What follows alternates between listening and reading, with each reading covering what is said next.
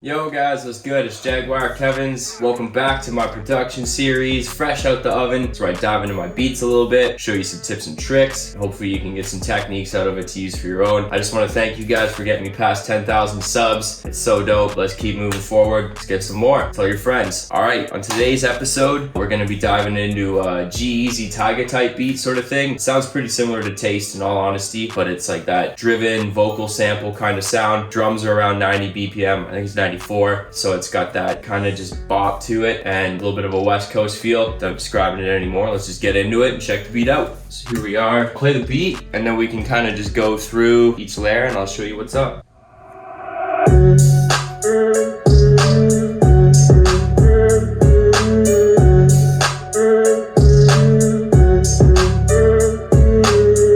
So yeah, that's the bulk of the beat. I definitely go into just some filtering and, I sequence it so it's got some interest. It's about 2.5 minutes sort of thing. So I just want to do that for 2.5 minutes, but straight out the gate, no intro, just a bit of a reverse riser effect right into it. So the main vocal sample we have here would be this.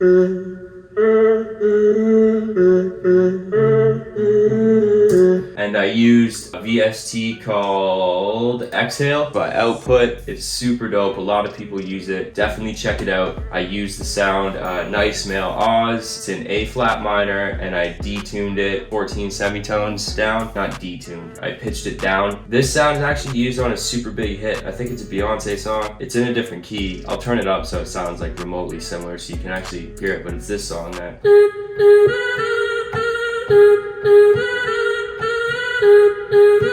Different key, if you recognize it, that's a super big song. So I actually use the same sound for it technically, but it's not the same. I think my version goes.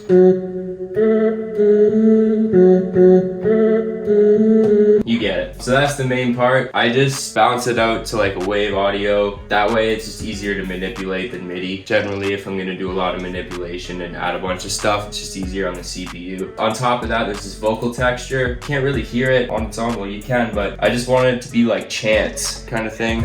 Super subtle, but adds a nice little texture. And then there's a piano layer on that. So I'll play the piano on its own, then I'll play it all together. There's 3 notes. Super easy. All together, let's play the melody. Just solo my melody bus.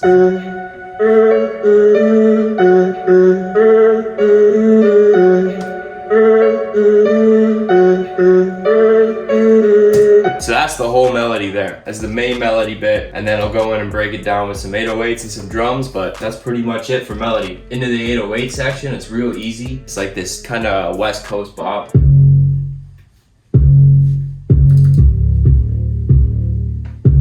Three notes again.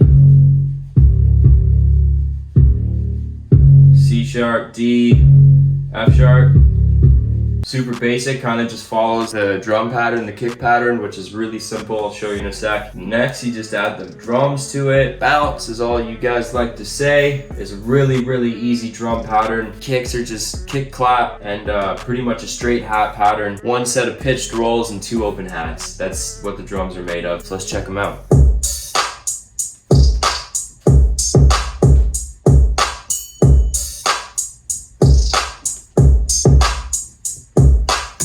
Kick, clap, kick, snare, whatever you want to say, is super easy. Oh, let me take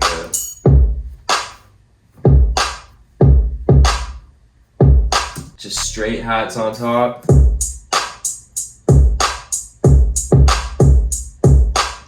Throw in a different velocity on one every once in a while just to give it a bit of movement. A tremolo, which I like to do. It sounds nice and it gives a little bit of a live sound to your hats. Hat rolls, they're pitched. Quick whoop whoop and then a woo woo. You like my sound effects?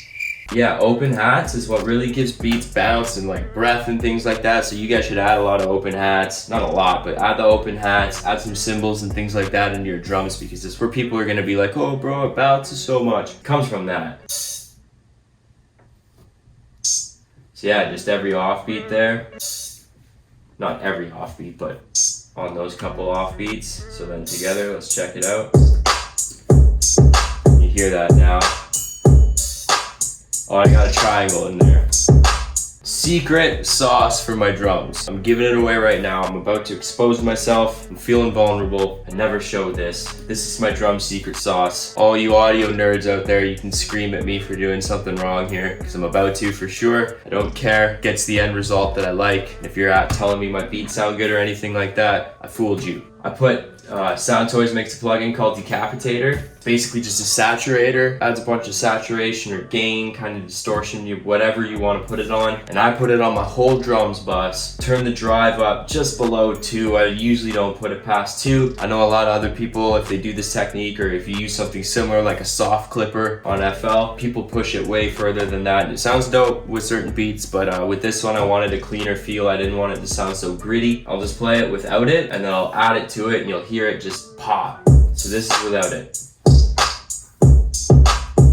Now I'm gonna add it in 3, 2, 1.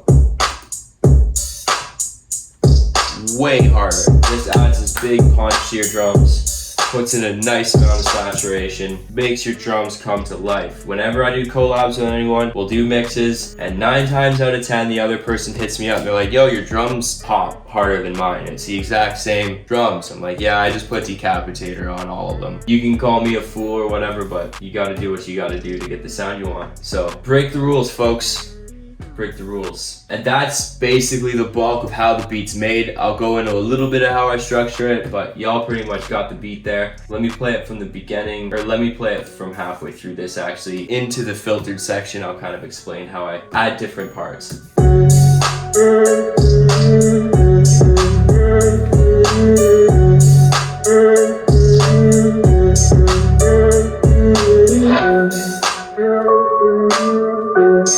So I filtered out the vocal, the piano, drop the drums out,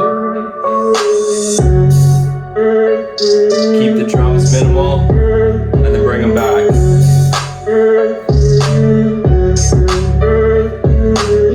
Just a good little tip for how to keep a track exciting, you know, add cymbals, add little risers here and there, a little bit of ear candy. It's gonna go a long way. It's gonna make your beats easier to sell, and it's gonna make the song structured more for the artist to write to. You know, like when an artist puts a beat on and they can already hear where they wanna go with basically the sound of the track, that's bonus for you, right? Like that's what you want. You don't wanna have an artist sitting in a studio going over and over thinking like, oh, I don't know if I got something to this. You want that to come to them right away. So yeah, basically I just put a small little transition, a small little riser in here just to kind of set up this next little open bit. So if you want to see what that is, super little.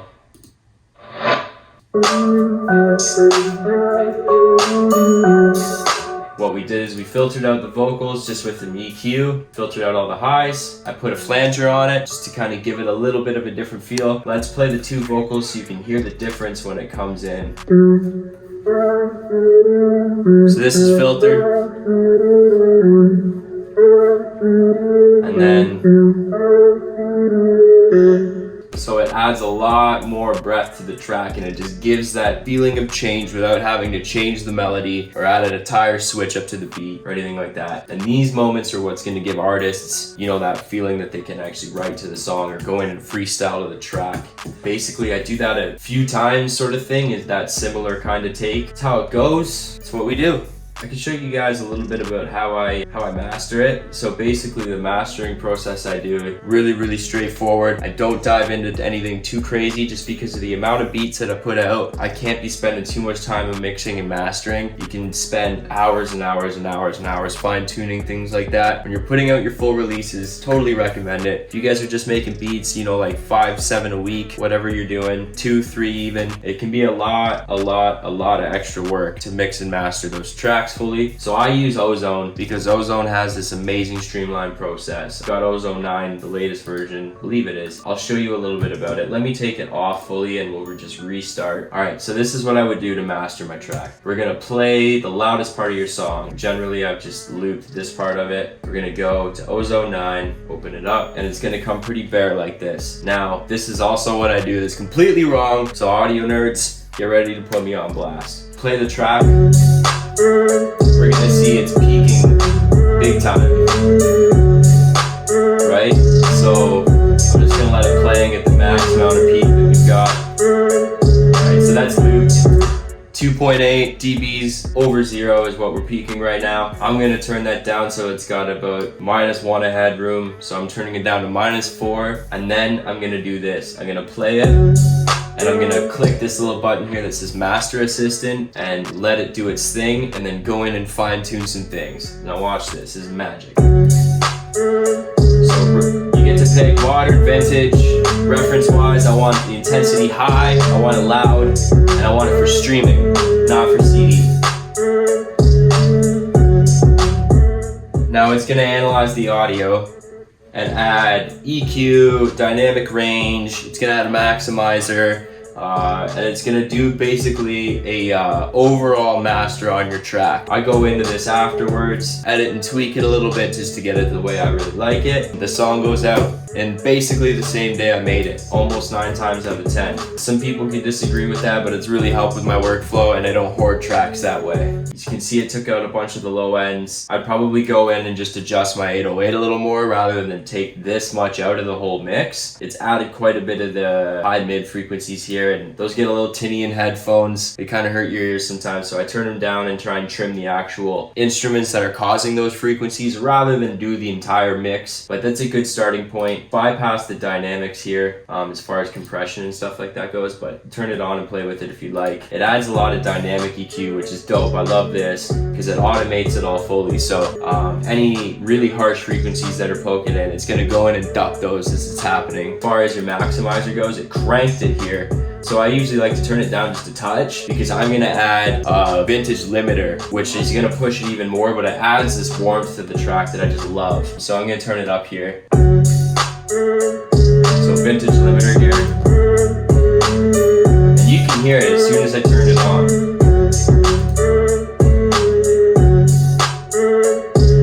It just adds a little bit more saturation, a little more warmth to the track, which is really nice. That's basically it, guys. That's how I make a track in a streamlined version. I hope you enjoyed it. Hope you like the beat. Beat's called Catwalk. It's out on my YouTube. It's out on all the streaming services. No, it's not. I totally lied. It's out on my Beat store. It's not on any streaming services. Hope you guys enjoyed the video. Thanks for checking it out. Thanks for rocking to my beats. I really appreciate all the support. Let me know what you guys want to see next. Like, comment, share. Tell me if I'm a noob for doing the techniques I do. I love to have these conversations with you guys. Hopefully you learned some tips and tricks out of it. Maybe got a little inspiration for your own. Keep on rocking out there, guys. Much love. Peace out, everyone.